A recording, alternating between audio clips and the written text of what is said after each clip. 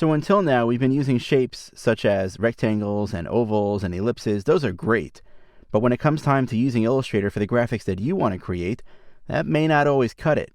So Illustrator has a tool called the Pen tool. And the Pen tool is basically the defining vector graphics creation tool. As we'll soon see, the Pen tool itself allows you to plot anchor points and create the paths that we've been learning about until now. From an Adobe product perspective, the Pen tool is not only found inside of Illustrator, it's also found inside of applications like Photoshop, InDesign, and Flash. So the great thing about the Pen tool is that when you learn it in one of those applications, it really works the same way in all the other applications.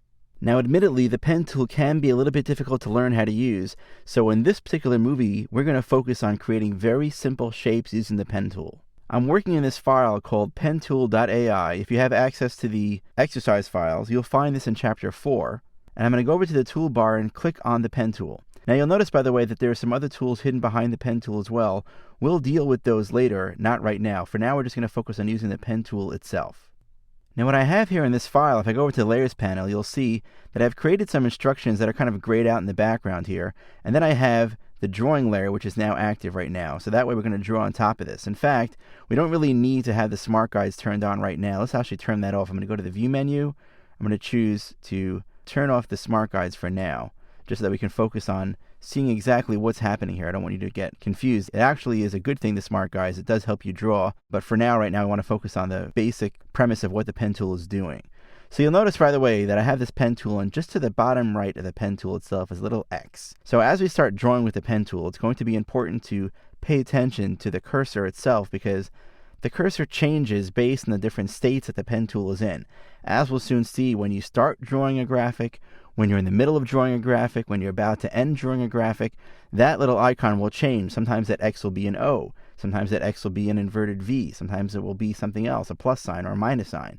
And as we pay attention to those little icons, those will give us little hints to let us know what Illustrator is about to do. Now, admittedly, the first time that people use the Pen tool, they think about using a regular pen on a paper, and they start to draw with it. So they'll click with the mouse, and then kind of draw out, and then they get this. And then they click and draw again, and they see these lines. It just drives people crazy. What they usually do then is they just say, I'm never using the Pen tool again, Illustrator's too hard to use, and so on and so forth. I'm just going to tap the delete key so I can get rid of those particular anchor points right now. And let's first understand what the Pen tool does. The Pen tool itself is really not a tool that you draw with.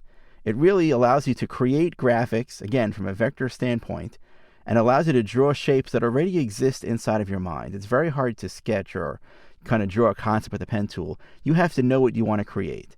Then, by knowing what you want to create, what you'll end up doing is plot anchor points. Remember how we went back to that original example of the surfboard with that graph paper grid? And what we did was we saw that, well, Photoshop just basically colored in the squares, but with Illustrator, we had these anchor points that were plotted and these paths that connected the anchor points to each other. Well, what the Pen tool does is it allows us to plot where those anchor points go. And the interesting thing about the Pen tool is that it creates the paths that connect those anchor points by itself. We don't draw those paths.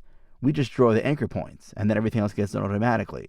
So the easiest way to kind of show you this is to just start off by creating a very simple shape that uses straight lines. And what I have here is this particular example here, which is drawing a rectangle. So we're going to start off first by going to where it says Step 1, click here. So I'm going to go right here and just click once right on there. If it's not exactly on it, don't worry about it. The concept is still going to be the same.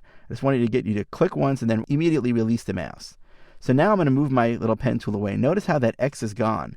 What we've done is we've created an anchor point that's right there. But if I move my mouse away right now, I have no mouse button down at all. I've already released my mouse button. You can see that now Illustrator is ready for the next step. What I basically did right now is I defined the first anchor point of a path. Remember, every path usually has 2 anchor points, at least at the minimum. And I basically clicked to create one, or the starting point of that particular path. Now, wherever I click again is going to define where the end point is. Now that Illustrator has the information, the start point and the end point, it has the information to connect those two with a path. So let's see how we do that. I'm now going to move my cursor all the way down to here because I want to have this be the bottom right end of the triangle. I'm not going to drag with the mouse. I'm just going to click and release the mouse. Notice now that that path was already created. Here's the key about the pen tool. You don't draw the paths.